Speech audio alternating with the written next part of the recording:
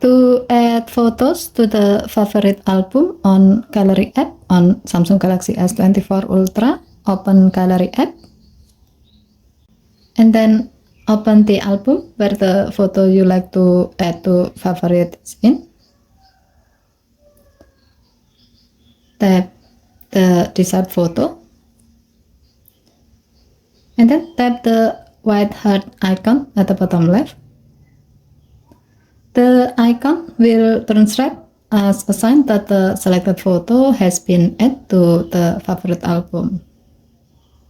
Another way, if you like to add multiple photos to the favorite album, while you are in the album, tap more icon or three vertical dot icon at the top right, and then tap edit.